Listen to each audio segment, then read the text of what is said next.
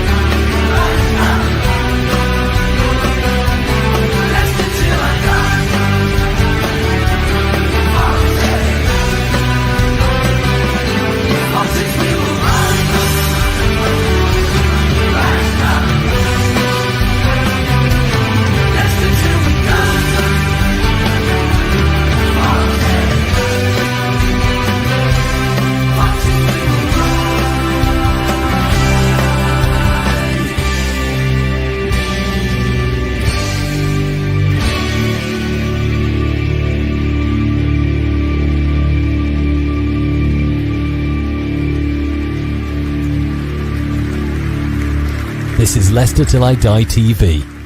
Watch and subscribe on YouTube and listen on your podcast platform. Whoa! Hang on one.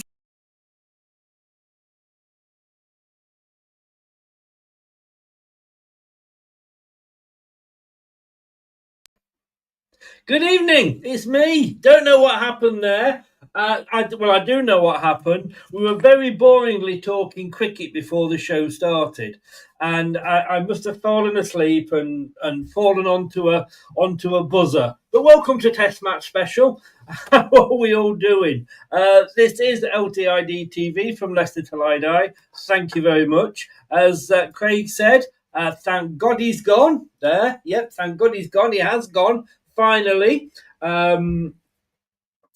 But the club has to be accountable, and where do we go from here? Thank you for joining us. This is the back pages, the roundup of the week's LCFC news and gossip, and maybe a little bit of cricket in there as well. Wherever you are in the world, thank you for joining us. If you are watching this live, please join in the conversation and join in the chat.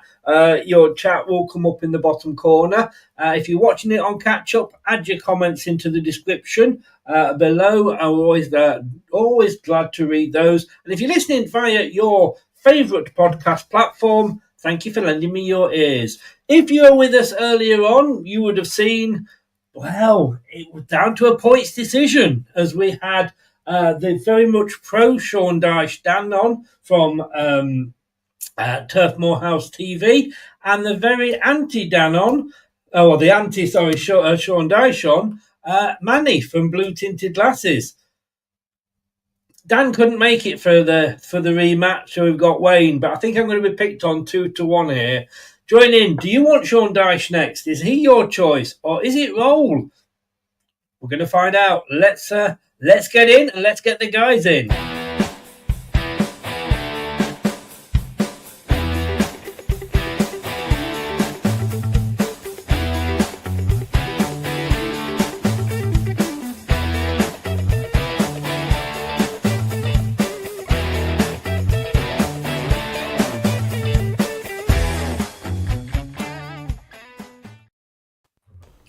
Good evening, gentlemen. How are we doing? Happy? Evening, Chris. Evening, Manny. Don't know if I'm happy.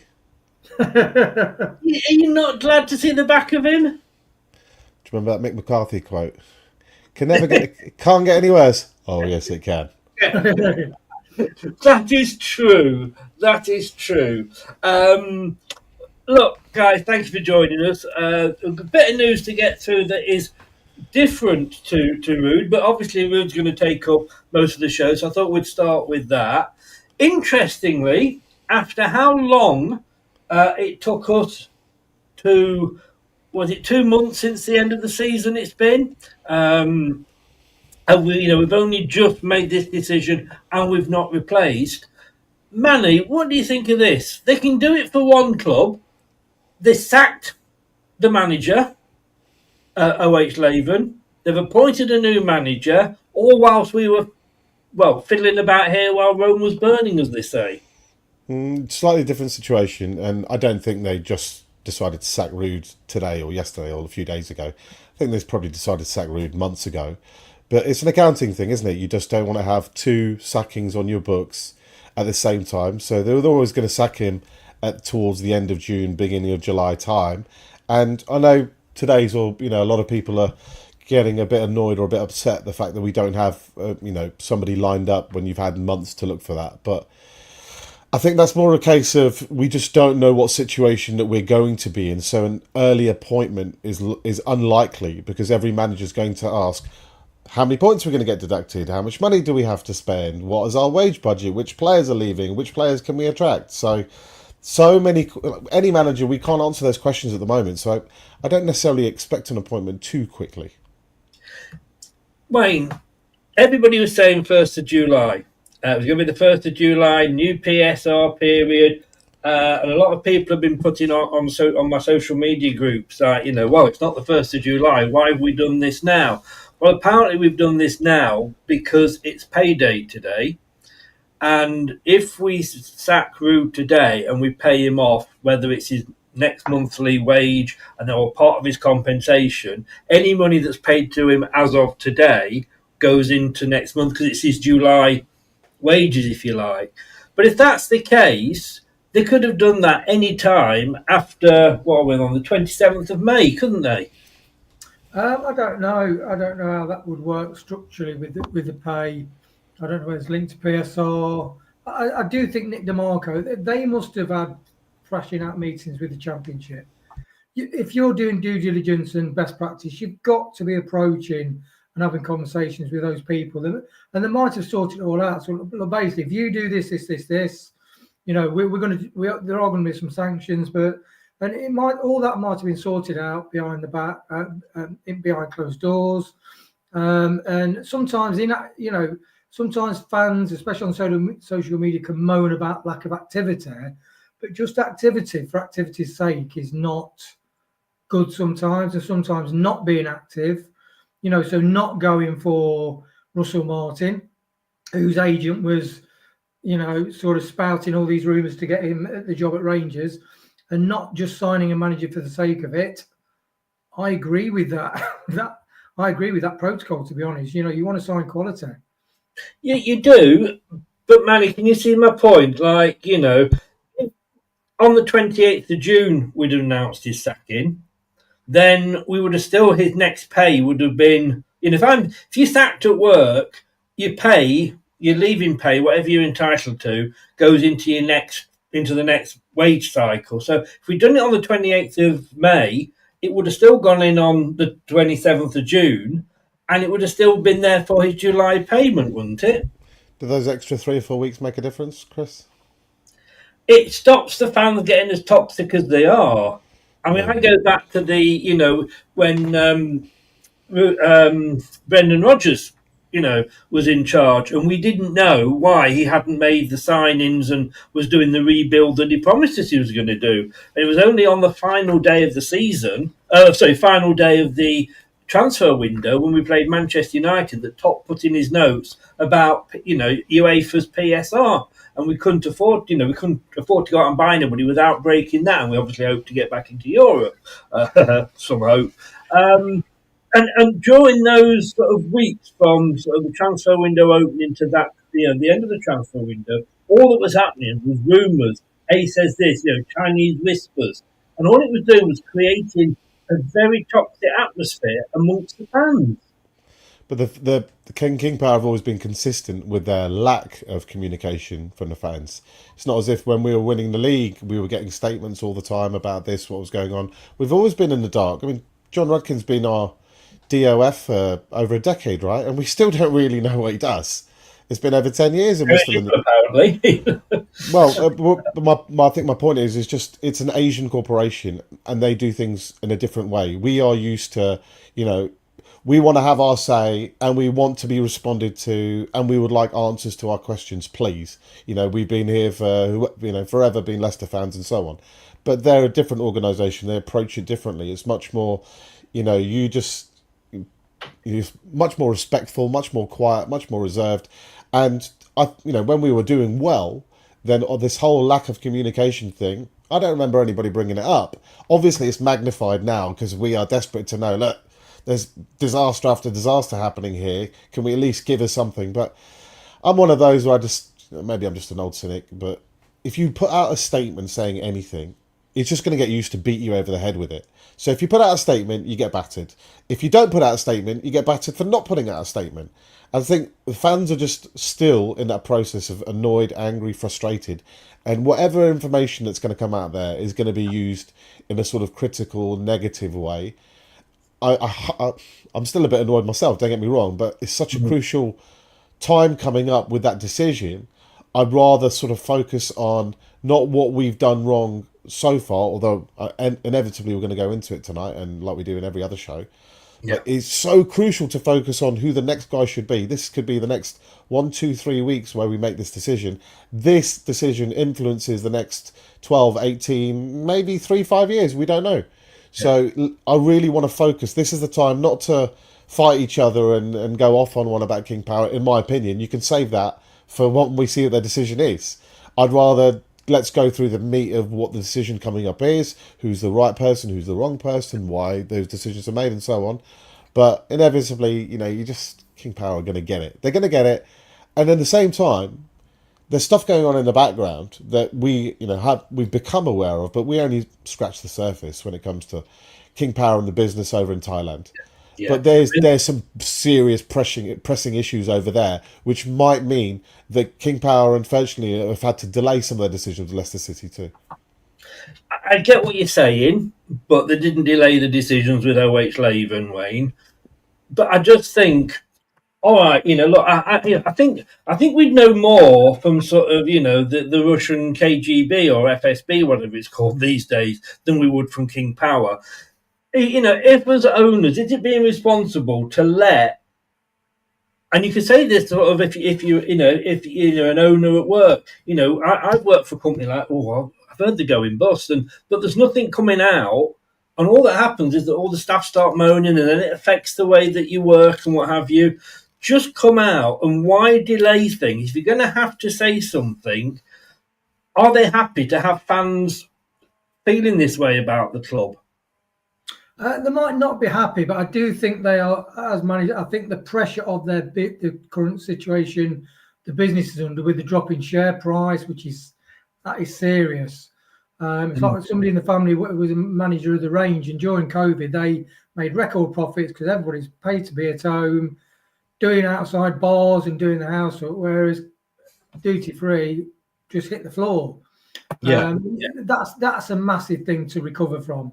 Take a few years, so that's why Susan Whelan's gone out. There are rumours that Rudkin and Whelan haven't spoken for a couple of years, but she apparently she was integral to getting the money for the Maguire deal to Man United. So I do think she has been more involved in the football side of things, and maybe it's just Rudkin and Top, where it used to be Vishai, Whelan, Rudkin and Top, and you lose half your personnel in significant decision making. And maybe one or two of those can question you, challenge you, so you come up with a better decision at the end. I think that's where we have fallen short with the contract side of things. And maybe they just got their heads down and thinking we need to sort this shit out, basically, which every now and again, a business or a family, whatever, you just got to get shit sorted out. And I do think they are in that position. Businesses in a significant worry. And the football clubs is a significant worry. They might have sorted all the PSR with the championship out. They might just be waiting for Ruud to say gentleman's handshake is gone, and then they can announce the manager in July the 1st or whenever. They might have already chosen managers 2 or 3 weeks ago, but we don't know. But they're not going to let us know that, are they? They're not going to let us know that, Chris.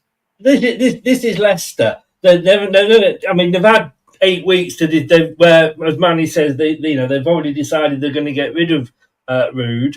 Ruud, by all accounts, Manny didn't want to manage in the Championship, but he's not. In fairness to Ruud, he's not going to walk, is he?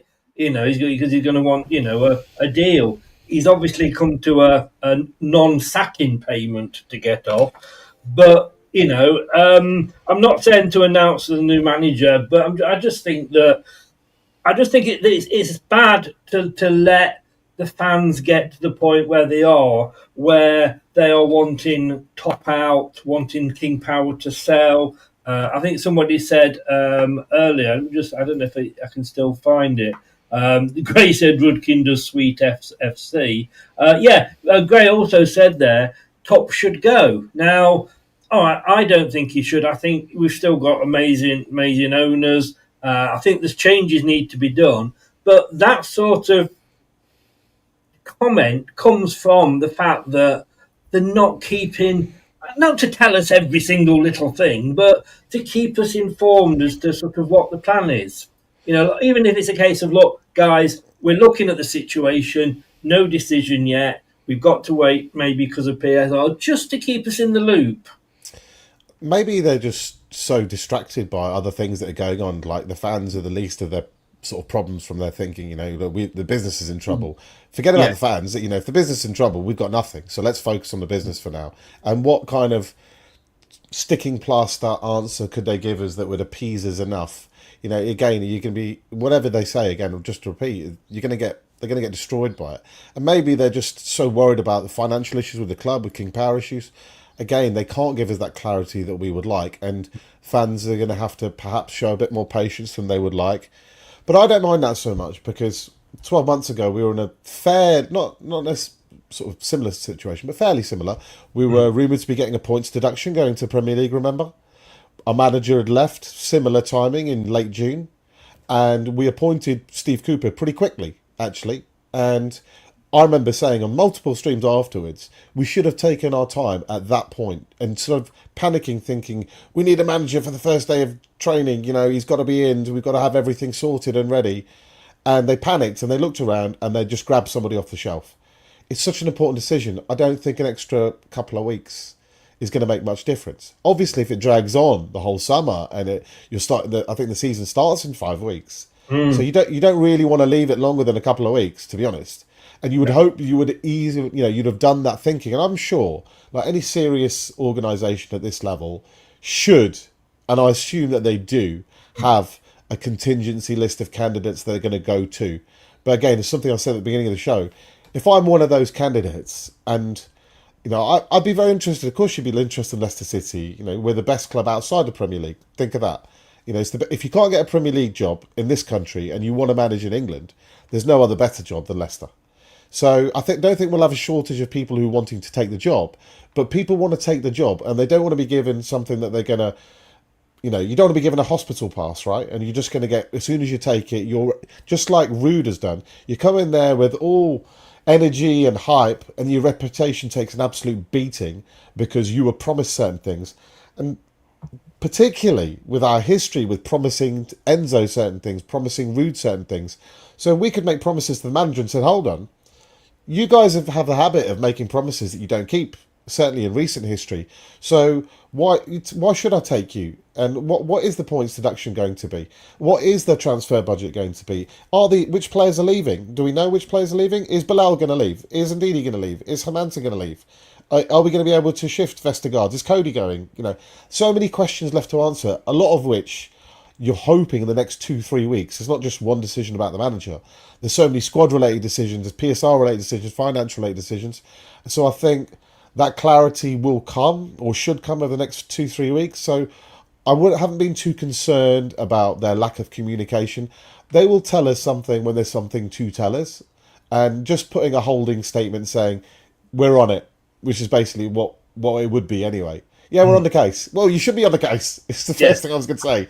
If you're not on the case, what else are you doing? Yeah, I just think it just involves the fans. Sorry, Wayne, go on. Yeah, one thing, just with regards to the point you made, I agree with most things you said there, Manny, but I don't just think the club just plucked Steve Cooper off the shelf. I think they made the decision. I didn't want Steve Cooper, but I could see why they made the decision, Steve Cooper, because when you get to the Premier League, you've got a serious question to ask. Do you want to build something and try and build a footballing style and on a more purist level, or is it really more important to stay in the Premier League? Because the gap year on year with the relegations and promotions, and we're on a hat trick of promotions and relegations for people coming up from the Championship, is that obviously that, the stories that like Top disagreed with Rudkin wanted Cooper, Top didn't. But they were faced with such a difficult decision because they'd banked on Maresca for 3 years because that was his deal and that's why they got a payoff. But I don't think they just plucked him off the shelf in blind panic. I think they chose to try and go, and it's the very same argument decision. Do we go for Dyche, who we think because most fans, that poll that you said. Hold on about Dyche, because we're coming up to Dyche in a bit. That's exactly the same question. What kind of manager do you want to have? Will you be patient to come up in 2 or 3 years, or as every year goes on, is the Premier League getting further and further away from the Championship? Yeah, and that's the decision ultimately that a board of a football club make. And so I don't think they just plucked him in panic. I just think they chose to go for somebody that they really felt. And the argument could be, Wayne, that there wasn't exactly many people wanted the job because of what Manny was saying. Well, exactly. And that said, though, Manny, you're saying that, you look at Leicester and people are not wanting to come. This is our 4th manager in 12 months we're going to be looking for now. Any manager would come to Leicester if they wanted the job. All right, you got the likes of Graham Potter. It wasn't the actual thing for him. I don't believe any manager would look at Leicester and go, I'm not coming to Leicester because you might get these points deducted. You might get, you've not kept your promises. Because if they come and it doesn't work out, they're going to get paid off. And, I know what you're saying about Ruud van Nistelrooy's reputation, but will that stop him getting another job in football? No.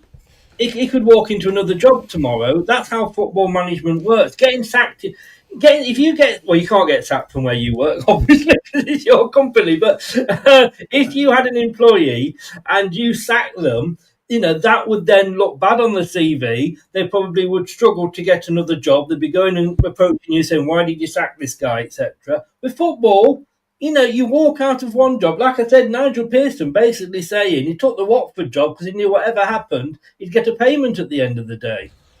I think I don't agree with that, Chris. No, the guy's not short of money. He's made plenty of money. He played for Man United for years, played for Real Madrid for years. Do you think he's fussed about an extra 3 million quid? Do you think that changes his lifestyle in any whatsoever way? I think he'd be more upset about the reputational damage of him and his career. And remember, that guy really wanted the Man United job. He's not getting it. Well, you know what? When the Man United job next comes up, his name's not going to be. His name was in the mix last time. His name's not going to be in the mix anymore. He may go to a job, whether that's abroad or somewhere else, and do really, really well and re-enhance him. What I'm saying is that it hasn't damaged his reputation because he will get another job being a manager somewhere else. It hasn't damaged his reputation enough not to get another job, but it's damaged his reputation not to get the same calibre of job. But would he turn around and go, well, hang on, guys, you're saying I didn't do a good job at Leicester. Look what I got. And he'd be right to say those things. No, he would. But one day, again, you've got an excuse, haven't you? He'll end up going to Germany, I think. I think he'll end up in Germany somewhere. One of the lower Bundesliga teams will give him a chance. Job at Rangers straight away after getting sacked. It's crazy. No, he'll be fine. I don't think we need to sort of, I actually think Ruud's acted with quite a lot of dignity and a bit of class, to be honest. I think he could have thrown his toys out of the pram. I've never seen him sort of shouting and screaming. He's taken a lot of flack from the fans, rightly so, but he hasn't kicked off about it or bitten back. And I agree with a lot of the sort of John Percy article that he is a man who's calm, level-headed. He doesn't get too excited, crazy, and he's handled himself with dignity. Obviously, the performance and the team selections, Ruud. I mean, you were asking for it with those team selections, so you don't have much sympathy for me in that regard. But, I still think Ruud van Nistelrooy of being a classy human being, like he was a classy footballer. And I wish him well for his next job. But I think we need to examine the details of why it didn't work. What about it didn't work? This is not a time for just talking too much about necessarily Ruud the person, but what about his management didn't work? What about his character, his playing style didn't have that impact on the players? I'd be doing interviews like crazy, getting to know what didn't work and why, what did work. Were there good parts of Ruud that we're looking for in the next guy? So again, I'm a big fan of sort of delving into detail and data and minutia and the psychological aspect, not just the tactical and the rest of it. I'm sure you will have a spreadsheet for it somewhere. I love a spreadsheet like that. I know. I love a spreadsheet. Mate. Wayne, I mean, he had to go, and I guess we know why he went, and why he didn't go so soon. I mean, we held on to. You could say we held on to Brendan Rodgers too long, and he should have gone before. Did Cooper get long enough? 12 odd games he had in charge, and then Ruud had sort of 30 odd games in charge. Are we, off? I mean, because all right, you can say like at the end of the day, we would it would have cost us more money to sack him earlier on, but would it not have cost us more money getting relegated to the Championship? Exactly, that was the argument with Brendan Rodgers, isn't it? Just sack him off, pay him off for his term, and so the damage had already been done with Rodgers getting rid of Dave Rennie and all the backroom stuff, really. But I do think with Van Nistelrooy, I mean, it was a love affair, wasn't it, Ruud van Nistelrooy? How many people bought a polo neck? Had the old polo neck sweater. Everybody in the same boat as you, mate. Anil bought one, didn't I? I'm sure Anil bought one. I've already got one. Have you ever read the book, Wayne? Have you ever read the book? Do you know the man from Milk Tray looked like? Yeah, exactly. When Ruud van Nistelrooy came along, I searched for Vandervolt music on YouTube, all the Dutch stuff, So. It wasn't like, to be fair, if you wind back to when it was done, and look, I mean, it wasn't my first choice. It wasn't even on my radar, to be honest. It wasn't in my top 10 of people I was even looking at.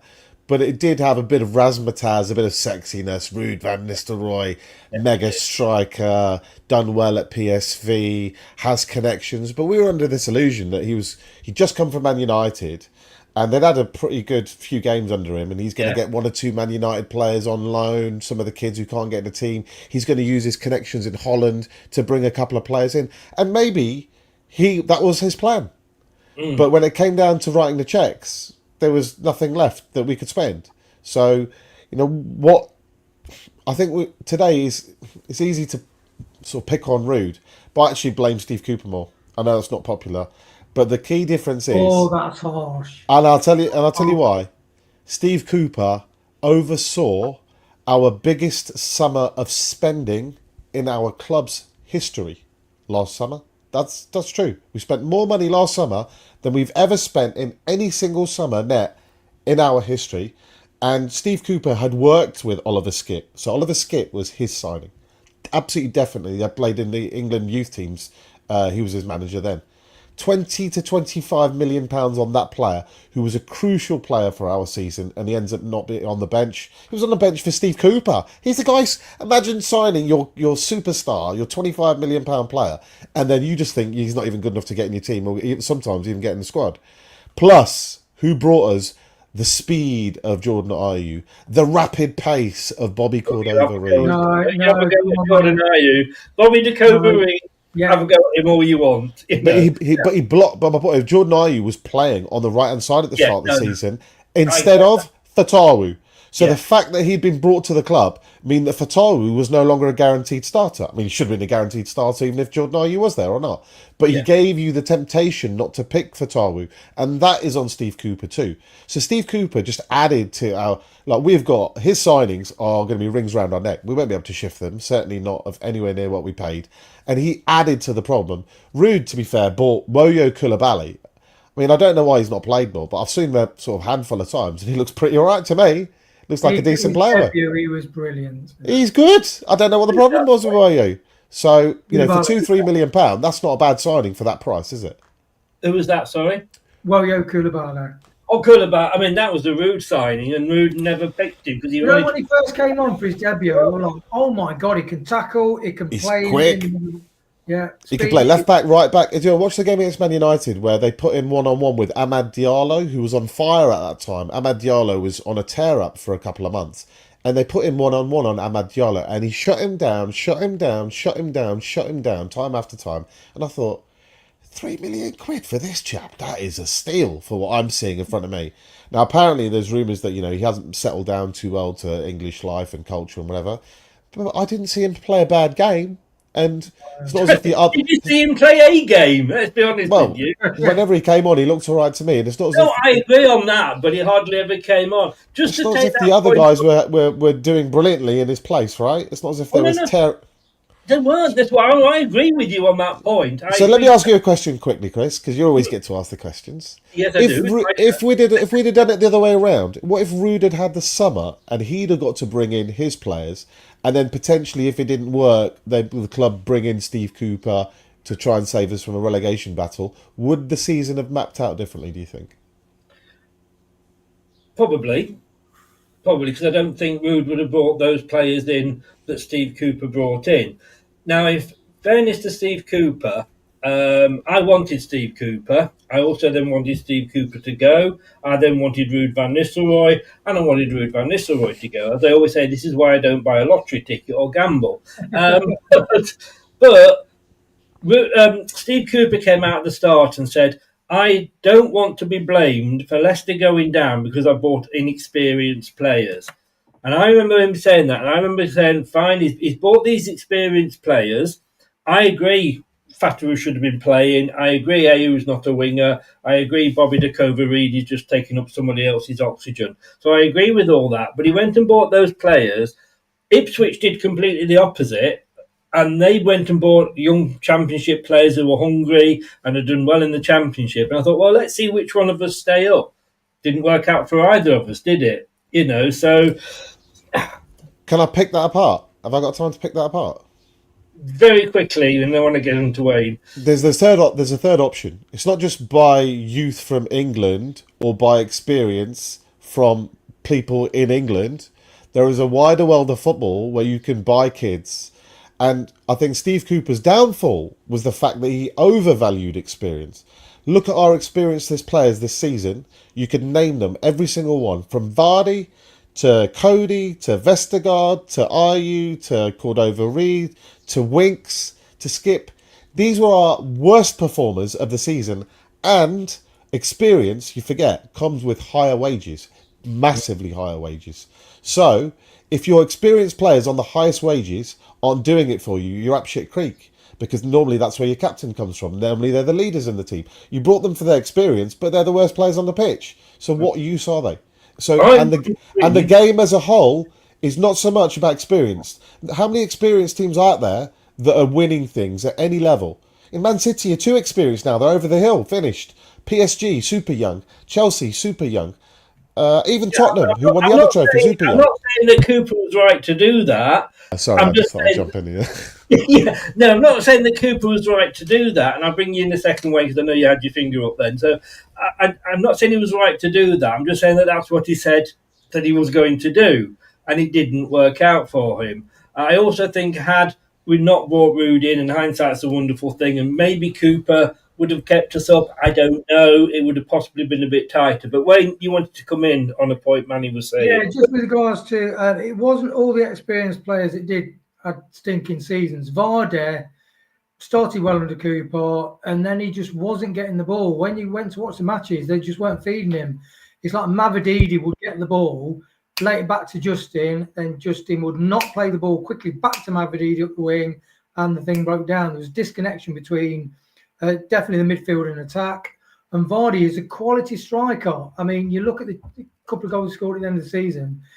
I mean, one of those goals, and in one game he scored that brilliant goal, and he hit the side netting with just one main chance and a third of a chance. Jordan Ayew, I don't get the hate on Jordan Ayew because for £5 million, he scored 5 goals last season. If you spend £1 million and you get a goal from every player who plays up front, you're doing very well. So Jordan Ayew definitely paid his way. I get the fact that he is older, but he definitely contributed toward us getting goals. No, I would say... Come on, Wayne. Manny, calm down a minute. The volcanoes. That's ageism. You can't do that these days. Ageism. That's the same thing as saying that all young players are brilliant. But one thing I will say is you've got the England under-21s, in the Euro finals. They beat Spain in the quarters, the Dutch in the semis, and they're playing Germany in the final. You know, one thing is, it's like when Lampard had the transfer embargo, he got in the Champions League with the kids, spent a couple £100 million the next season, spaffed it, and lost his job. And I do think, you know, it's like Ruud, the fans turned on Ruud because he didn't play the youth like he said he was, like Chris called him Billy Bullshitter. And I do think, like you said, with Chelsea, Maresca cleared out all the deadwood. I get why they chose Cooper, but I think, yeah, if Ruud have... But some fans are really anti-Cooper, and they were right, like sometimes some of the channels were anti-Cooper right from the word go, and they actually, I think they contributed towards the online fervour to get him sacked. But Thank you. But yeah, but those fans cannot categorically say that Cooper would not have kept us up, because You at can. the time he was sacked. No, you can't, man. You can. You can. I'll go on. You finish your point, and then I'll get into it. But you can't say, look, I agree with youth. I think Monga should have played more. You know, you 36 minutes we're playing Monga Bingo here, and it's 36 minutes for the first. When you see him in the flesh, when you see these players in the flesh, it's like when you saw Lineker in the box, or you saw Gascoigne or anybody. You know, you just watch these people, and they're just absolutely brilliant when you go to the match. And Monga, you could just see he's got everything he needs. He's got to develop it. You've got to be careful with the young kids, but with regards to Ayew, I think that's like slating him with the same brush that a lot of other players should have been slated with, because they were too slow, they weren't competitive enough, and they weren't hungry enough. But I think Ayew, if you've got to say, like, pure, because you're a good economist, Manny, I've heard you. So if you spend £5 million, forget his age, and a player returns you 5 goals in the Premier League in a struggling side, you've got to say he's paid for his $5 million in the air. Before you go, Manny, Go on, Karen. First of all, Andreas, you don't have to be sorry to agree with Manny. You know, we won't hold it against you. You will be allowed back in. You know, don't apologise. Let me strike her before, and I'll let you come in after this, Manny. Manny, let me strike the middle chord here, because I didn't like Ayew when we signed him. I thought, what the fuck are we doing signing him? When he's played on the wing, he is fucking useless. Right? He's a waste of space. He shouldn't be anywhere near the wing. When he's played in that central bit, which I think is where he probably got most of his goals from, I think then he can have a use. That's the thing. But not as a... Why go out and buy 2 technically forwards in Dakova Reed and Ayew and then stick them on the wing? So yes, if he's on the wing, he's fucking shit, and I will agree with that, and you get him off. And B, but I think when he's sort of playing, straight down the middle as a striker, I don't think he's that bad. Sorry, Manny, you answer the point now. If you play 2,000 minutes in the Premier League for any team, you're going to get enough chances to score 5 goals, pretty much. You're going to get enough chances. You've had enough game time to do it. There'll be several players. Mavrodini got 5 goals, played a lot less minutes. But the problem with Ayew is twofold. One, it affects your Origami, isn't it? Sorry? That's the trouble with Origami, is twofold. Hey. You can't look at it in isolation. So you can say Ayew scored 5 goals for Leicester in a team that went down, and that's a reasonable return. Therefore, he did his job, box ticked. But as a team unit, because you have Ayew on the pitch, it means that you can't attack in the same way. It means that you can't. You will defend also in a different way, because he'll ask Ayew to tuck in. So, I'll pick Ayew, he's good defensively. But then when it comes to a transition to attack, Ayew's 20 metres deeper than we would like somebody to be, like Fatawu. So he might get 5 goals, but somebody like Fatawu should get 8, 9 goals instead of him with the same minutes, because he's a better attacking player. So it's not in isolation Ayew got 5. I would say he blocked another player that would have got more than 5. And if we think that's unrealistic, 2 of our stars that took us up to the Championship were our 2 wingers. They were the guys who were causing most of the havoc. They were the ones who were causing utter chaos in that league. And from a psychological point of view, don't underestimate that. If 2 of your key players from the Championship are now benched when it comes to the Premier League, what does that do for team morale? What does that do for those individuals? They must imagine how excited you are to, I've earned us a place in the Premier League. I've done my bit for Tawu. I've done my bit, Mavididi. Now all of a sudden, Jordan Ayew's just come on. Another thing is we were in a relegation battle with Palace at the start of the season. Why are we buying Palace rejects that they don't want, that they've deemed aren't good enough for them in that situation? We got Edouard and Ayew in. You're letting your rivals off the hooks. You're letting them pay their way. They're paying Odds and Edouard 90 grand a week. No, not. We're paying it now. It's your help. You're strengthening your rivals whilst weakening your team unit. Because I used this analogy on Blue Tinted Glasses a few months ago. And the way that I would look at the Premier League is every year it's like a new Formula One calendar, right? You've got 38 stops on the calendar and you're having a race to survival for us and for the title winners in Europe. You're trying to get as far along up this race as you can do. And if you're trying to build a race car in this race, you can't have parts that aren't designed to work together. So you can't have a fast team and then a slow striker or a slow centre-back. You end up with a vehicle that has totally different mishmashes of parts that weren't designed to all flow in the same direction. So when you sign someone like Jordan Ayew, does that help the way that you're trying to play football? Does that help your club psychologically in helping in team spirit? Did it really help us? I would argue 5 goals is not enough to keep you up, which is why we went down. We needed more performance than 5 goals. So whilst it might look on the surface that he did his job, actually, if you even break down the data even further, look at who he scored those 5 goals against, by the way. You got Ipswich, Southampton, Tranmere. I can't even remember the other 2. One against Liverpool, to be fair, away, that we got 0 points from. So those goals actually didn't, they were against championship clubs mostly. That was his level. When we actually came against mid-table teams, Wolves, Everton, West Ham, or higher, Jordan Ayew wasn't scoring. Jordan Ayew wasn't creating. Jordan Ayew was just blocking someone else from being given an opportunity. A lot of players weren't scoring, Manny. I agree, but he's playing in an advanced area. That is his primary responsibility. Vardy, you could argue, in the first half of the season did his job, right? He got 7-8 goals in the first half of the season. He's doing his output. Mavedidi's being in and out of the team like a yo-yo, so what do you expect from him? We know he's a creative, mercurial player that is probably, if you bin him off, you might lose the player. I just think you're giving yourself temptations of being able to play in a different way that you don't ultimately want to play, and now you start losing players that you should be playing instead.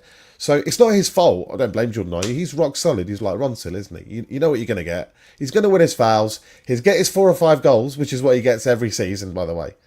But he's not a winger. He covers winger. If you want to buy Jordan Ayew, it's for cover.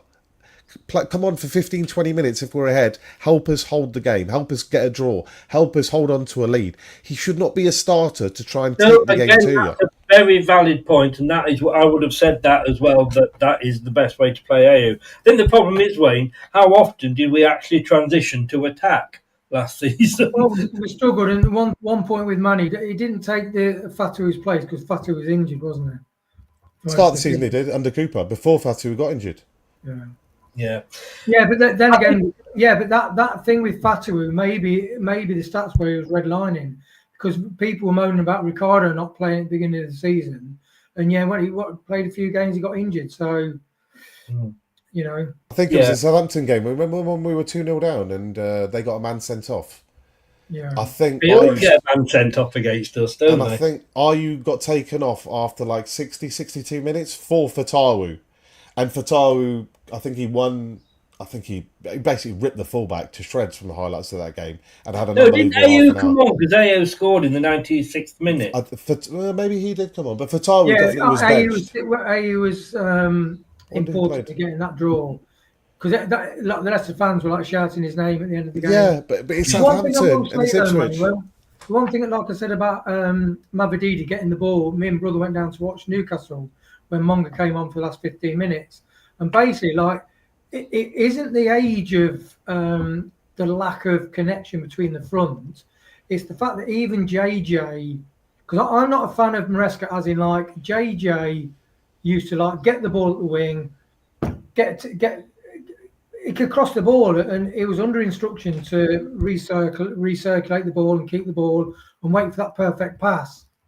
And I do think JJ, when you look back to when he was on the verge of being England call-up before his significant injury, I do think he's been spoiled by systematic football, the same as sometimes Grealish has and other players has. And I don't agree with that thing, because what, like Mavididi got the ball and he would square up to the person on their right wing. He'd do a twitch, he'd double back, he'd hit the ball back to JJ. We were right in the line of Mavididi. We could see him coming down the wing, but he just would not get the ball back quickly. And that's just simple one-touch football or two-touch football that people play on Sunday parks, Saturday parks, mates five-a-side down the AstroTurfs and, the Crumb. And it wasn't there. And that wasn't the age factor. That was like the coaching factor. Although, great says here, anybody who thinks the youngsters the answer next season are in for a rude awakening, we may have to rely on those youngsters if we get a transfer embargo. So, they can't do any worse, can they, than the adults did, if you like, this season. I love you, Gray, but I think you've got it exactly upside down. Yeah, I think the youngsters youth that is we the only would way to send go. out on loan, we can have them in our side as part of our brilliant. Yeah, no, I agree. I picked my team for next season based on no Hermansen, no El Canoes, because they might be leaving, and a lot of them were the youngsters.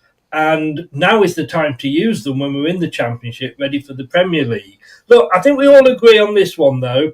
He should have gone, shouldn't he? He had to go. A quick yes or no. Manny, he had to go, yes? Yeah. Well, for a minute there, you worried me. Wayne, he had to go, yes? The internet just completely almost shook because Manny just did a one-word answer. Yeah. Wayne, talking of one-word answers, yes or no? Yes. Did he have to go? Yes, he had to go. And, of course, that now leads us on to the next point is, who do we get to replace him? Now, we had, like I said, the battle of the pro and anti Sean Dyches earlier. He is odds-on favourite at the moment. This surprised me because I wanted to do a show the other day with Dan, not the one this morning, a couple of days ago, about Sean Dyche because he was the favourite. So I said, well, let's speak to somebody who's played under. His team's played under Sean Dyche. And I actually approached you, Wayne, and I approached all the main presenters, and they all said, no, we actually wouldn't mind Sean Dyche. And I couldn't approach you, Manny, because it clashed with a Blue Tinted Glasses show. So I did a quick survey on X and on Facebook. And as Kitty Cat used to say, those that expressed an opinion, voted this way, that yes, they would like Sean Dyche as the next Leicester City manager. Now, I don't want to get into a 2-hour disagree. We had that this morning, Manny. But can you look? This is the way I look at it. Is that, let's say we give Sean Dyche a 3-year contract. Could he potentially get us promoted? Yes. Whether it's this season or next season, we know that is what he's good at. Could he potentially keep us up? Yes. He kept Everton up with they moved on 100% after David Moyes came in, but he kept them up even with the points deduction. So in those 3 seasons, we may not go up next season if we get a huge points deduction. He may get us up the next season. Could he then keep us up? Yes. And then we look to move on. Go on. Keep going. You've got the first 2 bits right. Could he keep us up? Could he get us up? Yes. Could he keep us up? Yes. Yeah. Could he keep us up again? Yes. Could he keep us up forever? 10 seasons in a row? Yes. The second you get rid of Dyche, what happens after that? Well, this is where you have to make the right decision because, as you said earlier, and I'll give you credit for this, you're quite right, that a lot of managers that have followed Dyche haven't struggled, right, and not necessarily taken the team onto the next level. But that's surely down to the manager that you bring in. Moyes, basically with the players that Dyche had, just by going in, made them into a hell of a lot better team. And look, if they'd had Moyes from the start of the season, who knows? But But can you? Moyes is like Super Dyche, right? So Moyes is in the Dyche mould.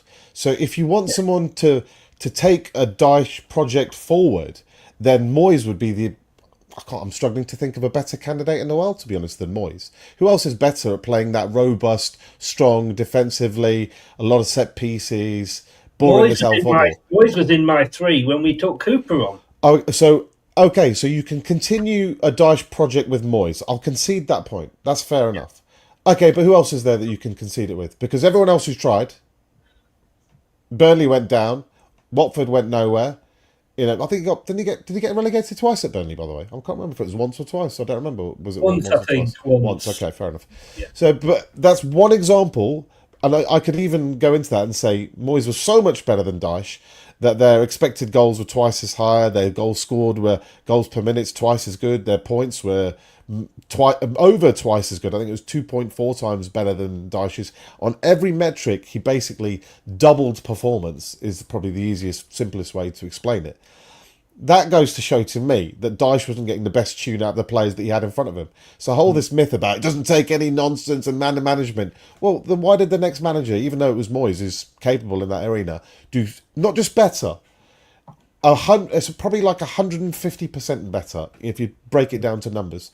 Why was that the case? Why were they also in a relegation battle with us when we were stinking the place out? We're stinking the place out, having one of our worst seasons ever. Oh, let's get one of our rivals' managers in this fight. It was only when Moyes took over that they really started to push away from it. It was his team. Was Dyche in charge when they beat us 4-0? No, I don't think so. It was Was that? I think it was Moyes, yeah. Moyes was it? Again, I agree with what you're saying, Manny, but I'm just thinking, if we bring somebody in, Wayne, who is going to be able to develop the squad in a way that somebody else will go forward, and you could very much, and it's a very good argument that, you know, Dyche is a bit of a dinosaur when it comes to football, and we need to move on from dinosaur football. But if, let's say, we go for Roll, and I know you're a big Roll fan, so roll with me on this one. See what I did there? Yeah, all right. Let's say he comes in. What experience has he got? He's had, you know, a season at Sheffield Wednesday. You know, he hasn't managed anywhere else. He hasn't got any experience. Not saying that he's not going to be a good manager, because everybody's got to start somewhere, and he could be the guy that we take on, and he's suddenly the next Martin O'Neill. But what if it takes him 4 or 5 seasons to turn us round? Can we afford that? I personally, where did Dan have us in? Did he have us in 5th in the playoffs, or was it 4th? Yeah, because Dan's got a really good knowledge of the Championship, hasn't he? Yeah. So look, it's almost like philosophy. Like, what do you want out of life? That deep question, because, you know, do you want to play your purest kind of football? Ones that, because it's like Ipswich. It's really interesting this season, Ipswich.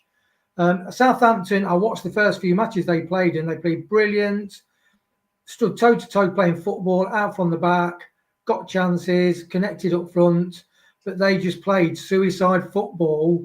When it got to sort of last 15, 20 minutes, they got tired, and they made some god-awful mistakes in defence trying to pass it round, and they just gifted a goal or two a game to the opposition. But Ipswich, interestingly, They went to their fans at the end of every match, and they clapped their team. So even though they got relegated back, the Ipswich fans, they like their journey. Now, you could say that's in the context because they've come up from League One. He loyally kept a lot of the players that brought them up from League One to the Championship, in the Premier League, and he's a really modern manager. They really tried hard in every game. They didn't just sit back, try to go toe-to-toe with teams. And I think that's what got a lot of applause with the fans. But the trouble is with Leicester is our last 10 or 11 years has been absolutely superb. So a lot of the fans are judging us in the context of what we've experienced. Whereas it's interesting, the Ipswich fans are viewing their season. They're not viewing it as an absolute catastrophe and the team's crap. They're applauding the team, you know what I mean? So, and they're in a really good position to go back up. So I do think that Roll he'll get us at least into the playoffs. because I think we've got a really. What the question was, which again you very cleverly did your MP bit to avoid answering, is would you be happy with Roll if it took him 4 or 5 seasons to get us back up? Obviously, with the parachute payments will have finished by then. No, but you're being naughty, Chris. You're giving extreme examples to sort. I'm asking a question. All I'm doing, you're poking the bear with a stick, Chris. All I'm doing is doing what Piers Morgan does. I just ask a simple question and expect a simple answer. And if you don't ask, I will just ask and ask and ask. I would be happy with the 5 years in the Championship, but yeah. So I think it's like So fans would not. So initially, fans said, "I don't like." Most fans said, We don't want Cooper. But we see why the club have had him in. If he keeps in the Premier League, we'll deal with it. We'll bear with it. When it actually comes to the matches, the fans turned on Cooper and they didn't want him. So that's difficult. That's, as fans in the club, what do you want? Do you want to? But there is a compromise in the middle, Chris. If you get a good manager, I wasn't asking about a compromise. I wasn't asking that. Manny, Andrea says Dyche would command very high wages. I don't see. You said that a couple of times, Andreas. I'm not sure where you think he would do.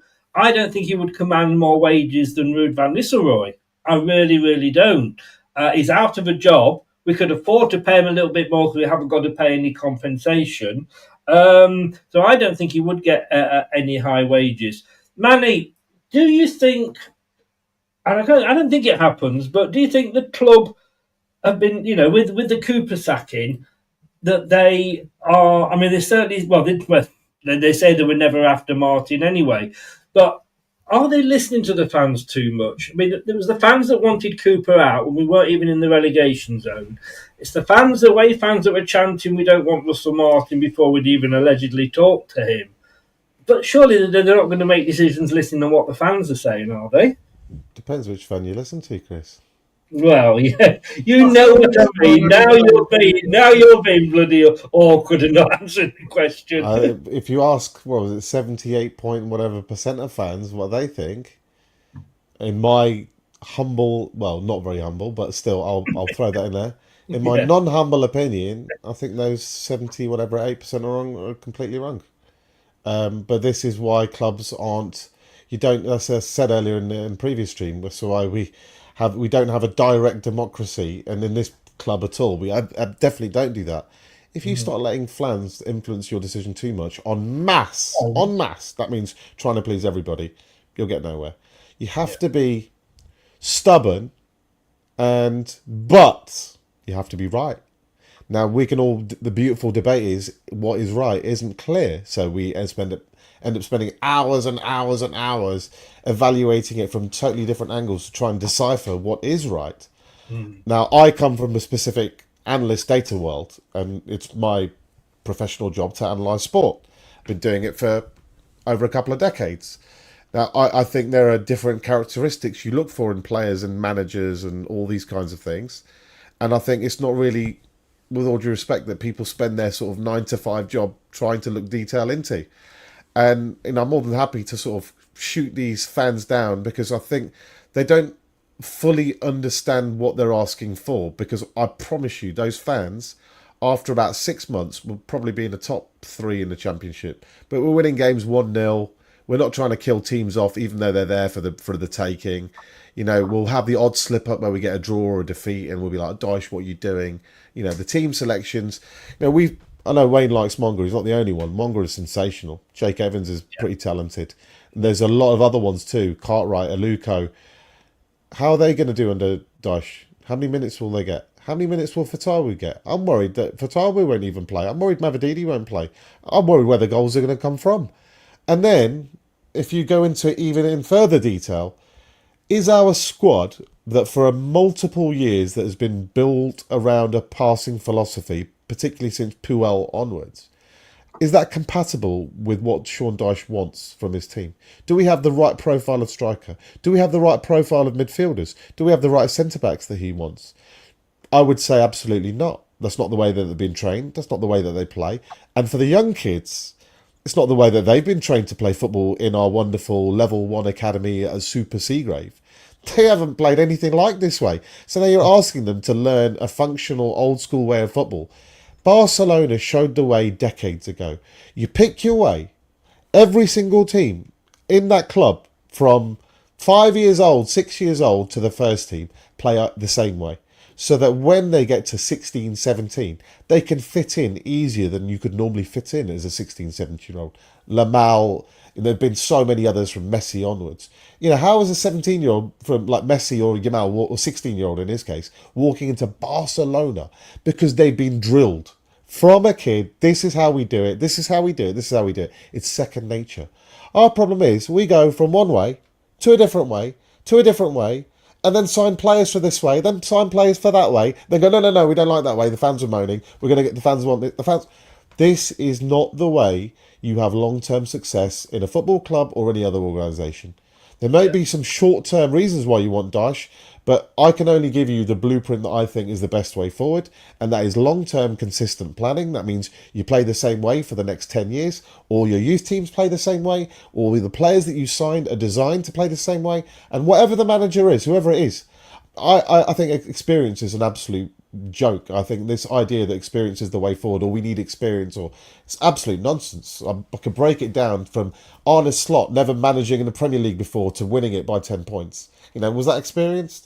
Absolutely not. We had Steve Cooper. He's got experience. How did that work out? Whatever. You could also make a case for non-experience working. But my argument is, forget the experience bit. The football has changed. It's young players. It's young managers. It's young vision.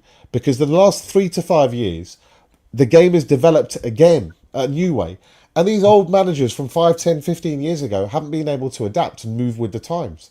The game has totally changed. Pep, whether you like it or not, changed football from League 1 teams, League 2 teams are trying to pass it out from the back, for God's sake. It's had the influence so massively on the world of football, but then there is a counter. Every action has an equal and opposite reaction, if you remember your physics. And that is now we're seeing the reaction to tiki-taka, and that is the throttle ball transition. You press them high with numbers, you win the ball with high speed, and you attack, and you get from 0 to goal within 5 seconds, and you don't hesitate, you don't faff about. I'm not advocating passing it around the back 50 times. I'm arguing get into their faces, win the ball high, and with speedy attacking players, you can move forward. Because if you have speedy attacking players, it'll work in the Championship, but it will also work in the Premier League. I don't want anybody clipping this, but Manny did speak a bit of sense there. Wayne, I see you got your finger up again there, and I'll let you respond to that. But I also want to put 2 questions for you while I think of them. Yeah. Kunal said that Jakob Horsfall did say that Dyche will play a way that suits the players. If we get a transfer ban, or embargo, should I say, and we're stuck with the players we've got, obviously playing the Ruud van Nistelrooy way didn't work for them. Is it better that we have a manager that will actually look at the players and go, right, you're best in this position, you need to play in that position? Yeah, to be honest, I mean, with speaking with Dan about him and how he brought, was it Braithwaite, Tarkovsky, Dwight McNeil, who ended up playing for England through. He developed the training academy to be an A-star status. It did change my mind, because when I first heard Dyche, I thought, oh my God, no. But then sometimes you need to listen to what other people say. Because I discounted Dyche straight away. But then when you listen to other people, you think, no, look, you can't say that everything they say is a bag of shit. You think, no, actually, that is significant what they're saying. But the one thing I will say about Pep is, I mean, I get what Manny's saying, but Pep won the Premier one year without a recognised striker, because he's an intelligent manager and he changes things. You know, you got Pep trying to play the system way, but then what does he do? He signed Haaland, an old-fashioned number 9 centre forward, so he can think out the box. And I think the modern managers can do that. So you don't need to be in the Pep mould. I think you need to be able to be tactically aware. And it's like Pereira at Wolves, you know, like Arsenal played Chelsea and Chelsea had 60% possession. Arsenal beat them and they had more shots on target.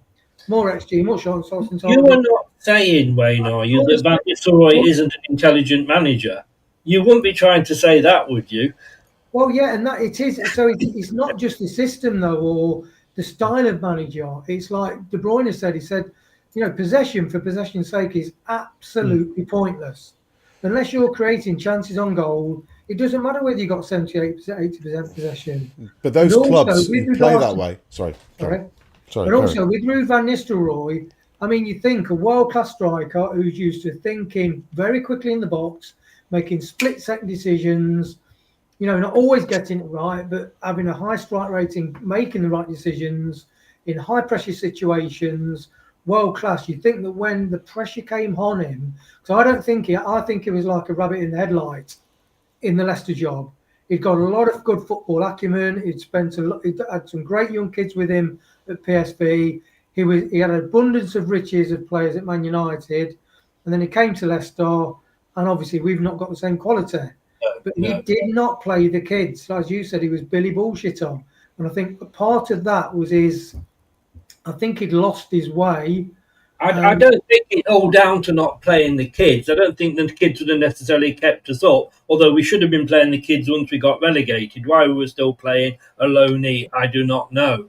What I think Ruud didn't do was accept that, we were getting caught out down that right side and that Justin was better on the left than the right side. And when we've got a right-sided defender that we've just gone out and bought, he should have been played. So I don't think he's got... that's why I don't think he's intelligent, and I think he's a shit manager to be. Well, certainly in that league, although he didn't have the best team. It's his decisions as well, Chris. As Manny said, it was his in-game decitions, and even. I'm going to move on. Sorry, because we've had an hour there on Ruud, and we have got there is some other news just about, but we're going to stick in a way with the next manager for the latest new manager odds. Now, we may be surprised, Manny. We may get a completely offset, and I think you mentioned this earlier. We know when we got relegated the first time under Dean Smith, we were feeling a bit down, and Enzo came in, and I think the fans were like, "Oh my God! 6 days ago, this guy was holding the Champions League. This guy's been sprinkled with pep dust. Oh my God, it's brilliant." Probably didn't really even look at his managerial experience until he died. I think it was the same with Ruud van Nistelrooy as well. We looked at it and went, "Oh my God, it's Ruud van Nistelrooy!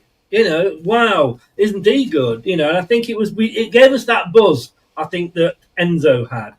I don't think I'm getting a lot of buzz out of a lot of these managers. Hopefully they may be looking outside of the normal list. But look, I'm just going to read down this list, Manny, and I'm sure you'll have your thoughts on some of them. Sean Dyche 4-7 on favourite. Daniel Old 5-4. Then Michael Carrick. Then Gary O'Neill. Then Liam Rosinier. Then David Wagner. No. Then Chris Wilder. Even worse. Or Terrick, I can't see that. It's getting uglier, this whole list. Stephen Gerrard is 16-1. This is the ridiculous thing. Johannes Hoff-Sorup, who's literally been Norwich manager for about 5 days. Don't listen to the bookies, Chris. They put those names up to entice you to place a bunch of shit bets so that they can rinse you for all the money. That's all we've got to go on. I agree. Like I said to you, with my history with choosing managers, I'm not going to have a bet at all. No way. Wayne Rooney's at 33-1. How Vardy's gone. Rooney.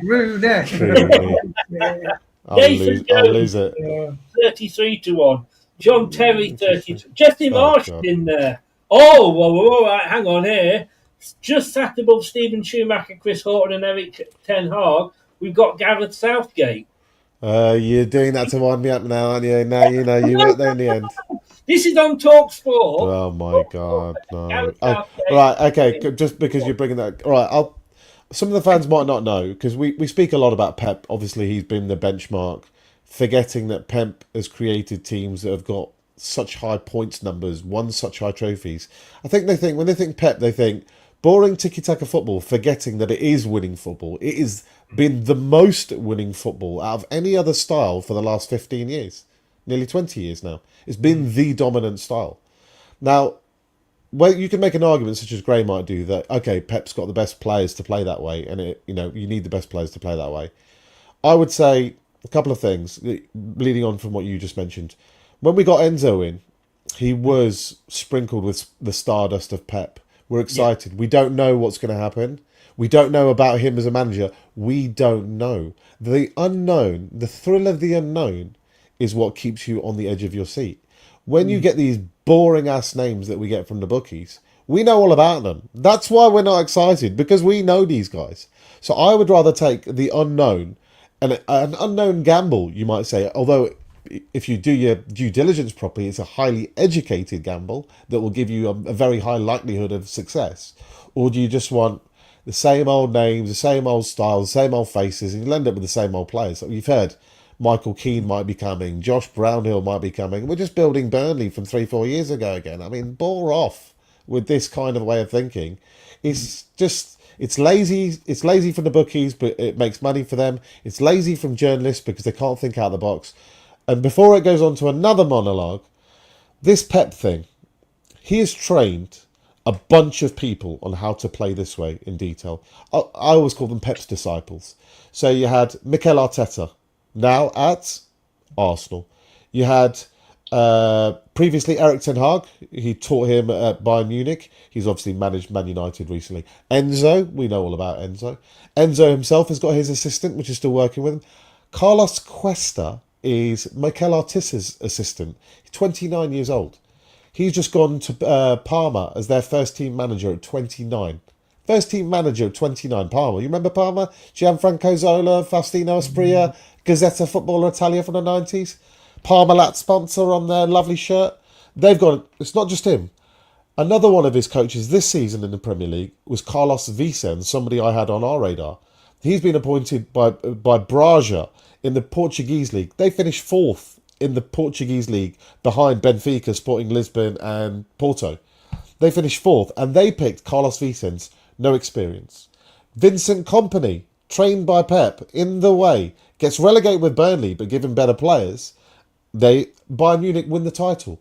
So Pep, Vincent Kompany, Carlos Cuesta, Francesco Farioli, who was the assistant to Roberto De Serbi, who's current Marseille manager, former Brighton manager. Francesco Farioli just finished second in the Eredivisie, tanked the title with Ajax and was linked with with Brentford recently. My point is, these disciples didn't have any experience. None of them did, because they were Pep's disciples. They're assistant coaches or coaches. They've all moved on, whether it's Chelsea, Bayern Munich, Arsenal, Marseille, Ajax, Brighton, us, when we were in the Championship. Those Braga, these teams are picking off these young, zero experience managers. Zero experience. Do you think all these clubs are daft? Do you think they don't know what they're doing? Do you think Bayern Munich have a history of being daft, but yet they appoint a manager who got relegated from the Premier League with Burnley? Do you think that... I seem to remember they had Thomas Tuchel, the England manager, and they lost the league by 20 points. Then they appointed the relegated Vincent Kompany that every fan thought was a terrible decision. Didn't Vincent Kompany just win the league by 10 points? That's the 30-point swing. Don't you think that these managers will only stay with us for one season, though? Probably.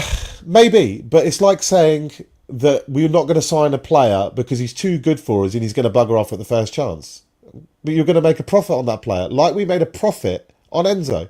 We forget, we sold Enzo for 10-15 million quid. There was a counterbalance to that in that he left with his Vestergaard, didn't he?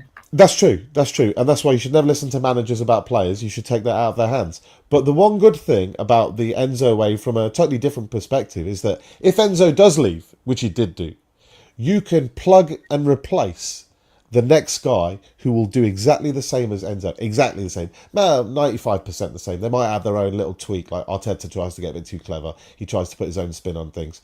I've advocated Willy Caballero, for example, for 6 months. He would have just walked in and just picked up exactly where Enzo left off, like there was no change. He even looks like Enzo, bald head, beard. You know, he's got every bit of profile. Why wouldn't you just... Sean Dyche.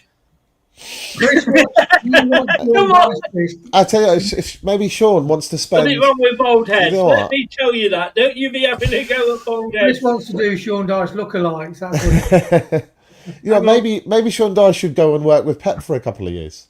And if he does that, then I'd consider him much more. But I think you have to recognise that youth isn't just the way forward because football's faster than it's ever been. Youth in terms of management is the way forward because the style is evolving. It's like an exponential rate over the last 3-5 years. Like it will change again in 3 more years. And to be on the cusp, on the latest edge of whether it's, say, in my world, like coding, for example. If you want to be a coder in the latest language, you're probably likely to find a graduate kid because he's the one who's been taught that language. I'm too old to have learned that. I learned languages from 20, 30 years ago. I can't code in the modern way. So in the same way with football, I think these young people, you do them a disservice by saying, who have they managed? They've got no experience. I think these people are sharper than all these old guys. The best ones are anyway. But Wayne, going on from that, this is bloody itchy, I tell you. Going on from that, all these managers have been appointed to all these clubs. Are any of those leagues worth a pinch of salt against the Premier League? Ruud van Nistelrooy won the equivalent of the FA Cup in Holland with PSV. Did that make him a good manager in the Premier League? No. Well, it's like Scotland. It's like Harry Kane going to Germany. They are weaker leagues. Who won the Premier League this year, Chris? Sorry? Who won the Premier League this year? There's always an exception. As you said earlier, there's always an exception. Who won the Bundesliga this year? 2 exceptions now. No. The guy that won the Bundesliga couldn't do it in the Premier League. That's what I'm saying, because the Bundesliga's not as a Harry good... Kane couldn't win anything in the Premier League, but he goes to Germany and wins his first. I want to bring Manny. I want to bring Wayne in because bless him. He's you still with us, Wayne? But do you think that's true though? All these actual leagues aren't the Premier League, aren't they? Probably aren't even. I mean, is the Eredivisie in Holland, is that even as good as the Championship? No, I do think there are high quality players in those leagues, but it is that level of competition, and that's the trouble. It's like your Dan, your Burnleys. Every year, the promoted teams from the Championship, my God, are they in for a tough time in the Premier League? Because it's stacked against them with PSR. Newcastle, the son-in-law and grandson support them. They got all excited. The first season, they really thought they were going to either have to sell Gordon or Isak. Luckily, they sold Anderson and another player. But it's really stacked against you to either get into Europe or because that's the way the Premier League is. So that's a difficulty because you don't get the quality of players. All the top quality players are in the top 6 clubs. Your Chelsea's, I mean, all those kids that get released from these top clubs that could probably play in the bottom half of the Premier League week in, week out. It's just stacked that way. The same with Chelsea and PSR. And I think the fate of clubs like ours, trying to, as Manny said, you've got to gamble to a certain extent. You've got to go for the younger players. You've got to go for somebody who's been on Chelsea's books as a player for 5 years, 6, 8 years and can't get in the first team because you do have to gamble with the manager as well. I mean, we know that sometimes it works out, sometimes it doesn't. And look at Alex Ferguson. I mean, he was a gamble, Scottish manager coming down to England. Didn't have a bit of a bad career, did he? But some news here, Manny, that will absolutely, this will get Wayne bouncing up and down in his chair with excitement, because Danny Roll is, of course, famous brother of his, of Bacon Roll. He's begun exit talks with Sheffield Wednesday. Now, I put that up earlier on in the week, and apparently they've now come to a deal that his compensation, and this is coming from the Sheffield Star, that his compensation if he leaves is £1 million now.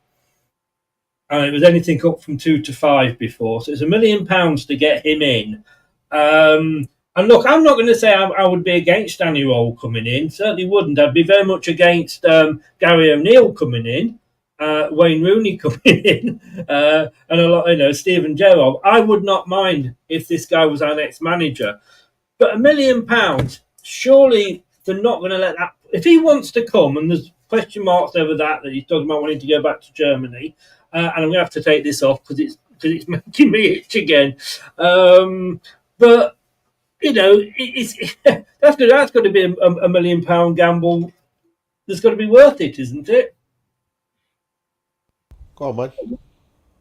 Oh yeah, Danny Roll. Yeah, I wanted him from the beginning. I think he's a great manager with really limited resources, and it might just be that the stars are aligned this time.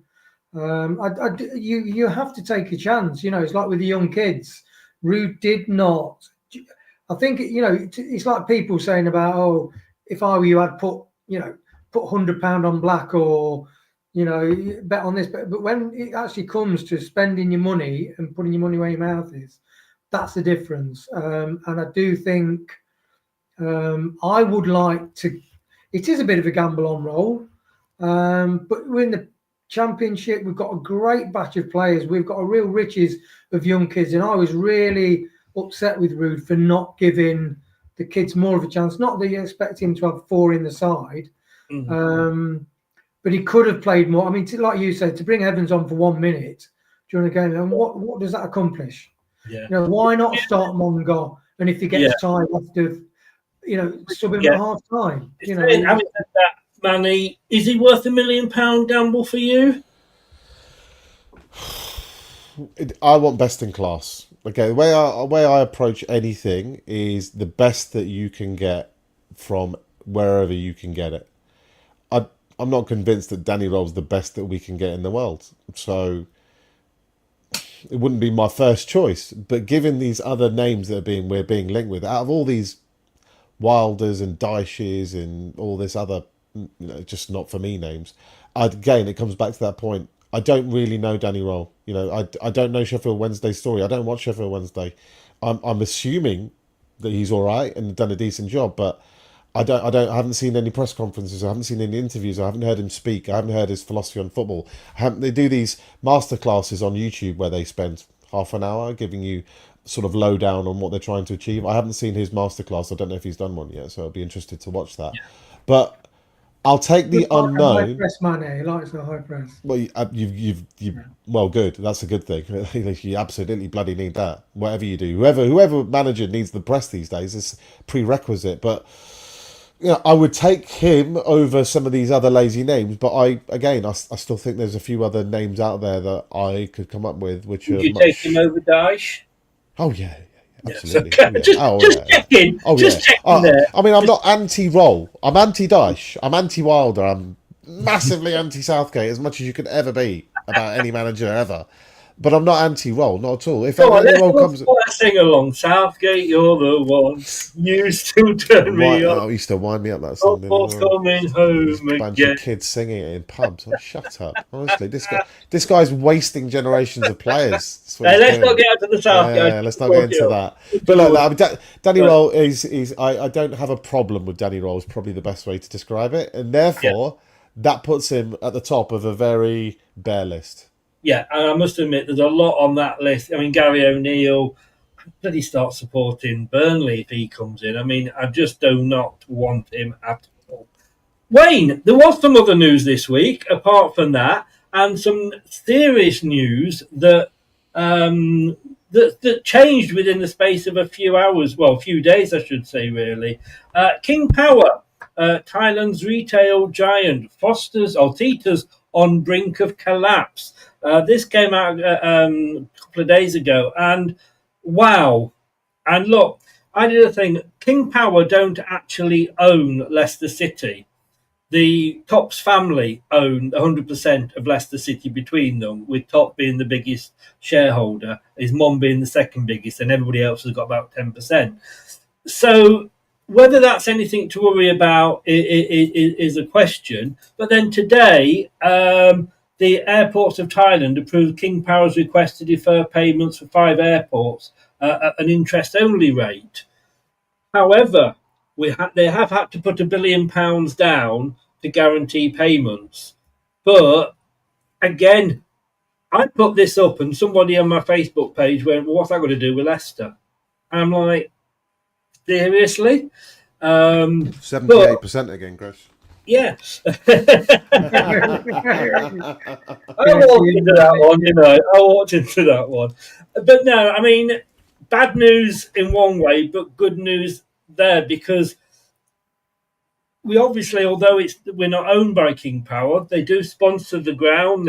They sponsor the women's team. They'll probably be sponsoring the shirt again this year if we can get rid of Bet, whoever it is that we've got in at the moment. So very important news, and to be honest with you, good news as well. It is, because when that news came out, and there's a guy from the Far East, correspondent, and he said he's talking about the share price of the King Power Group, the negotiations that were going through, expansion or contraction, and those, when you talk in those kind of terms, when you 5% of £100 is £5, but when you're talking about billions and hundreds of millions, that's massive money, and that is a concern, because obviously Top, it's like anything. If you've got a business making loads of profit, you buy loads of stuff on expenses. The business has loads of expenses. You can have nice cars. If you go through a tight period, you have to watch your purse strings. And, when Top is writing off £100 million worth of debts a year and things like that, that is a concern. So that is good news then, because, that was worrying. Do you think, Manny, that would have had anything to do? Does that come out the same day that we get rid of Ruud, or do you think that just, like I say, fell on the date of payday and what have you? I don't think they're necessarily particularly connected. They're connected in the sense that one affects the other. King Power's situation obviously affects Ruud's future, but the timing of it I wouldn't go into too much. But from my limited understanding of the situation, this is not particularly King Power's fault. They are a duty-free business. They need tourists. We had COVID. Nobody's flying anymore. They operate primarily at airports. What are you supposed to do as a business when an airport gets shut down? When has an airport ever been shut down in any of our lives before for 6 months? When have people not been allowed to fly from country to country easily before? Never happened before. So you can't foresee this. All you can do is react to it. But I seem to remember reading a report at the time that I think King Power were roughly valued at $6.4 billion before pre-COVID. The COVID hit dropped them down to 1.8 billion, and the share price has recovered a bit. But now tourism's seen a downturn. The biggest individual group of tourists in Thailand are the Chinese. Yeah. And the biggest spenders per nationality for King Power stores are also Chinese. So they rely a lot on the Chinese market, and there's been some various reasons, from earthquakes to... I was reading about some Chinese star that got arrested in Thailand that caused a furore in China. Obviously, these stories never get to us, but, so the Chinese tourists were annoyed with Thailand, so they refused to go, for example. And the last point is, I mean, if anyone likes a bit of geopolitics and likes listening to what's going on in the world, we've been having a tariff trade war going on with the US and China. And the Don himself has stuck up 147% trade barrier up with China that is slightly reduced. There is a knock-on effect in the short term, is that Chinese manufacturing gone off a cliff. Middle class who had disposable income, massively gone off a cliff. People are, what happens when your income goes down or you don't have an income anymore? You don't go on holiday anymore. You start saving money. All of these factors are totally out of King Power's control. All they can do is try and mitigate as much as you can. You do huge amounts of risk analysis, and you try and mitigate what you can. So they've gone up to airports of Thailand and said, we've had pre-existing contracts based in a world where tourism achieved X and there was no COVID when these agreements were made. In a COVID land, there's been no compromise on those contracts. We cannot move forward as a group having the weak performing stores on our books. 3 of those contracts need to be cancelled. That seems to me a sensible decision. At the same time, we've got, at the time, a CEO who's half the time he's in Leicester, / Maidenhead, playing, that's where they're from in Surrey. I know that their stables are in Maidenhead. They're flying to King P, they're flying to Thailand. He's here, there and everywhere. He's got too much on his plate. He's a young man. He's also got 3 kids. I've got 3 kids. Tell you what, it takes a lot of bloody work, having 3 young kids. Yeah, you play at it. I had 4, mate. You don't get on with it. Yeah, but I was there. So look, I mean, from King Power's point of view, all you can do is restructure the business, which is what they've done. You can start cutting your liabilities, streamlining, probably sacking off the staff that you don't want or can do without. And that's all you can do, and then hope the tourism turns around and comes back up. But having gone on a one-off about King Power, to some extent, Leicester City's ring-fenced. And we've never had a shortage of money for Leicester City. The problem is we're actually spending too much money. That's why we keep breaching PSR problems, right? So I don't think it's necessarily a huge problem for us because we weren't anticipating massive expenditure. Where it does hurt you is those infrastructure projects. So doing the stadium, doing the hotel, doing the entertainment, doing the complex all around the stadium. We've been sitting on those plans for 5 years. Yeah. You know, we're waiting. We're watching, you know, Everton get a new stadium. Forest are looking to expand. We were ahead of these clubs, and we did do the Seagrave, which I still think is a fantastic idea. But those infrastructure projects is where you don't have the disposable income to hand to maybe where you don't get an immediate return. It's more of a long-term investment. Perhaps that's where they are holding back. And obviously, yo-yoing up the leagues or not being a stable Premier League team doesn't help either. Wayne, Airports of Thailand has denied rumours that it made compromises with King Power Duty Free over debt repayment, insisted that it is adhering to the terms of its agreement. But like Manny said, and like they say, you know, 3, 4, 5 of the airports that they operate at weren't making money. Now, you know, King Power were threatening to pull out. If they had pulled out, or they couldn't come to an agreement, and they ended the agreement, that would have left Airports of Thailand trying to get somebody else to come in and fulfil that. That could take, they said, apparently up to 6 months because they've got to put it out to tender, you know, then get tenders in. 6 months with no duty free at an airport could kill the airports, couldn't it?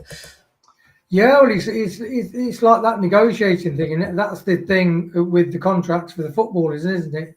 Because that is such an important part of business. So, you know, have they actually agreed with that now? Is that negotiated and sorted out? Yeah, they've agreed with it now, yes. Yeah. They have no choice but to agree to it. They have to. Yeah, yeah. But that within those things will be discussions and negotiations, won't there? And sort of eventually they'll come to compromise. Yeah. And hopefully we can do that with a football club. You know, as you guys, Manny, have said, you know, some of the contracts handed out, and sometimes the director of football has to go back and say, we are not paying that money, for instance. So you don't bring in Dyche and experienced players on high wages. You see? I agree. I want young managers. I want younger players. I think what Maresca's done at Chelsea. But I do think cheaper. The Premier League is a unique problem. I think you can do it in the Championship, but, you know, how do we solve a problem like Maria? Remember Sound of Music? How do we solve a problem like... What I love about Wayne is you ask him one question and he always ends up answering a different one. To me, that is the puzzle. How do you get and stay in the Premier League? Do you know what? Simple answer is a solid 5 and a bloody rapid front 3 in front of them. And whether it's Semenyo or some of the wingers Bournemouth have got, look at some of the wide players these teams have got. Brighton and Mbuemo, who scored 18, 19 from right wing. We've got wide players that just weren't played and then got injured. No, we had wide players. They got benched for what? We had wide players. Well, like I said, they weren't played. We benched them for wide players who were actually wide in that sense. Yeah. Not because they like to keep the width on the pitch. Because they're sponsored by Nando's. What are you trying to say about being wide? I'm not having any of that. But look, moving on, and because we've been going quite a while now. Just a couple of stories to end with. Bill Elkanus, reported target for Bundesliga side Bayer Leverkusen. Look, if he wants to go, and we haven't got this stupid bloody contract. I didn't think we actually had buyout clauses anymore. Somebody told me, I don't know who it was, that after Kante, we didn't put buyout clauses into the contracts. But look, if he's going to go, let him go. I mean, this is what Leeds did in the Championship, Manny. Players that didn't want to stay, sell them, get the money in, and then, you know, be a loss. I don't want to lose him, but if he was to go, let's just get as much as we can. We don't take a loss on a player like that. You don't take a loss on a player that you've taken a gamble on, as in he comes from a foreign league. His first year should be his hardest year. Adaptation, finding somewhere to live, settling down, new teammates, new language, new food, blah, blah, blah, blah, blah. and the boys excelled. So now he's not a gamble. He's actually proven in the Premier League at the age of 20. He's still super young. Sorry, I'm not looking. I'm just reading Planet Earth's comment there. I mean, I'm the king of bad jokes, and that is bad Planet Earth. Consistent he is. Sorry, I've lost my train of thought now. Where was I? Sorry, mate. It's You all were right. just saying how much you wanted Dyche to. Yeah. I'm just so excited by this twat it long football. I mean, geez. We're going to lose players, though, aren't we, Wayne? You know, probably El Canouse, but I'd like him to stay. It's interesting that he only just put Leicester up at the end of the season on his bio. Manson's probably going to go. But I look at the youth, and I disagree with Gray completely, that I think the youth are the future.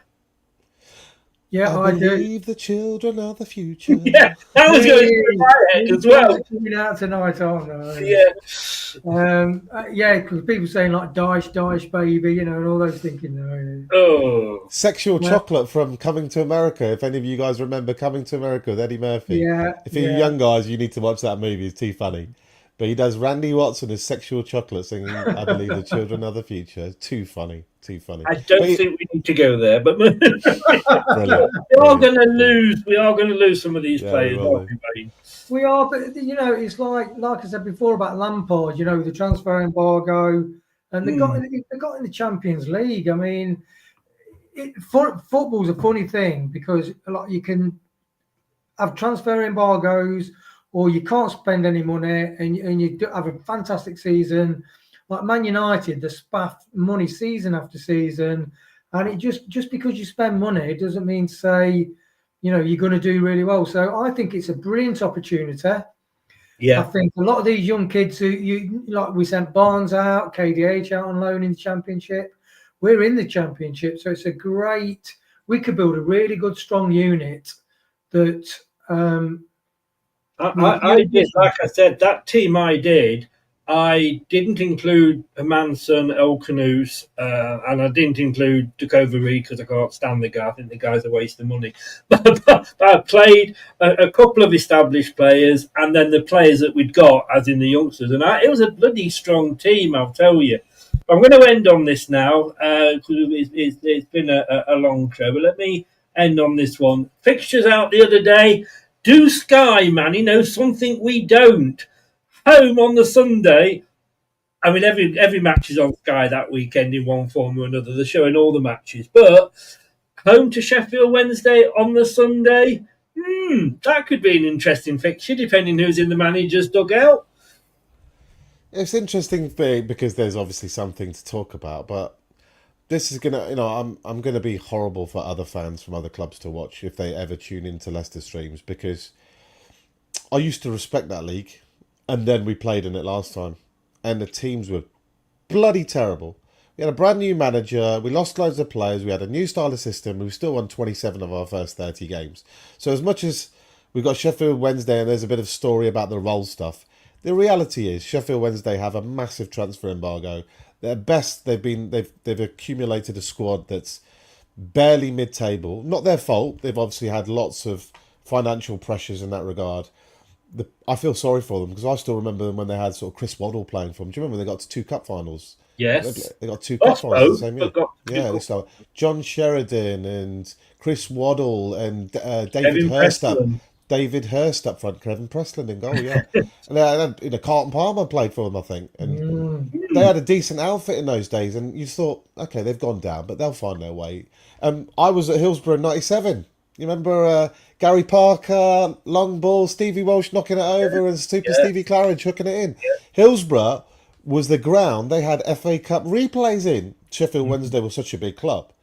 But unfortunately, these days, who was the manager? Go on then, Tess. Who was the manager of Sheffield Wednesday when they got to those 2 finals? Either of you? Oh, I love a football quiz. Who's the manager? Rod Atkinson. No. Oh, bollocks. Any idea where? Ex-player? Give us a first name. No, we'll give you the first name. We'll give it away. The clue is the first £1 million player. Trevor Francis. Yes. Yes. He was manager then Oh my, yeah, he's the man who bought Adi Akinbaye from us for 2.2 million. Thanks, Trevor. Thank you, Trevor. Yes. Wayne, you disappointed with Sheffield Wednesday? Who did you want on the opening day? I actually considered, I said to yourself, wasn't it? We did it. And I actually said, I've got a funny feeling for Sheffield Wednesday, but I didn't go with them. I went with Wrexham. But disappointed? Or do you think that's a good look, it would be nice to play in Ipswich or, one of the, like Birmingham, Wrexham, but I think to get a victory and get a good flow going, and as Manny said, there are some weak sides, with no disrespect. I mean, if we'd have got Charlton, that would have been ideal, but yeah, I really hope we get the ground running, which with younger players, if we are playing them, that is important. That is important to get off to a good start, especially with the younger squad. Are we being... I know what you're saying on paper, it should be an easy game, but it should have been an easy game against Bolton when they just got promoted and we lost 5-0. It should have been an easy game against Hull when we were going out as defending champions and just got promoted and we lost to them. So if we lose this game, Manny, yes, we're looking at Sheffield Wednesday being up the shit creek. They can't buy anybody. But if we lose, bloody hell, what does that do for confidence? More views for the fan channels, I fear, if that happens. Because everyone like us will be kicking off. That is a true point, though, isn't it? Because TalkSport had a go at AFTV and said, like, you're happy when the team loses because you get more views. Now, I won't say you're happy that your team definitely loses, not happy. It's a silver lining. It's a silver lining of losing. Yeah. It's definitely not preference. You do get more views when you lose. But, don't do it for views. We earn zero. I don't earn £100 a year. I earn zero a year doing this. Yeah. I don't know what I've heard what you're paying Wayne though. I've heard that's a bit different. I might be looking for those contracts. I pay him. I heard he's on a John Rudkin style contract from you. I pay him per minute. Why do you think he drags his answers out? Per word. Nearly went bankrupt with Brad after we negotiate.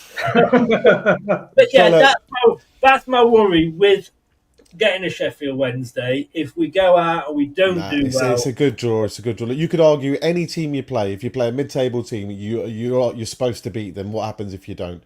But what you don't want is a team that has a feel-good factor about it. And you don't want a team that has momentum about them. So definitely don't want Wrexham.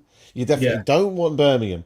Because the first day, when the Sky cameras are there, those fans have been starting. Birmingham fans have been down in League One. Wrexham fans have been down since pre-Mickey Thomas days. I don't even remember when they've been this high. I don't think ever in my life Wrexham have been in the Championship. No, not that I can remember. No. They're fans in that place, and it's probably going to be an awkward drive all the way down to Wrexham. It's one of those where the coach driver has to make like 50 turns to get round a bend when it starts getting really tight near the ground, and then they'll be egging the coach. That is going to be a hotbed of a place to go for the first 3-4 games. Hopefully, sooner or later they get a bit of a reality check and you take the sting out of Wrexham and Birmingham. That's when you want to play those teams, when they've taken the sting out.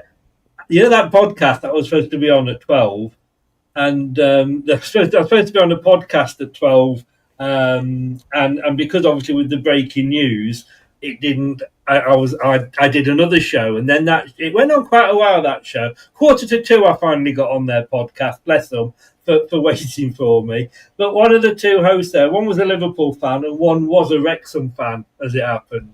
And he was pretty nice. I'm going to give him his due. I don't think he was Welsh though. But there we go. Look, guys, I think that is it. The main news, of course, Ruud has gone. It'll be interesting to see how long we'll be getting. Like, it's been a day and we haven't appointed anybody. It's been 2 days. What do you think's going on? No news. We will see. Manny at Blue Tinted Glasses. I'm sure everybody is following them. If you're not, why not? Wayne, well, Wayne's just Wayne, isn't he? He's the highest way. He's the Jamie Vardy of the channel. The highest way. It's Wayne's world. We're not worthy. We're not worthy. Got no Blue Tinted Glasses. Actually, You two could be the couple from Wayne's World if you had them side next to each other. You need to do like a little video of you in the cars singing Bohemian Rhapsody if you remember Wayne's World. Does that? Yeah, that's better. That's. I feel more comfortable like this. Move to the side, Wayne. Let's see if we can do it. Superior, we have the superiors above me. You see. Mamma mia, mamma mia, mamma mia, let me go. No, maybe not. You've got me singing, so it's time to go, guys. Oh, by the way, look, Greg gave you Chris, you got to do that thing where you say thank you for the money to. I do indeed. It came. I forgot. You see, I'm sorry, Grace. Thank you very much. I'm here to. I got your back. I'm here to. He had me singing. Yeah, he's singing for his money tonight. He'll be singing for his supper later.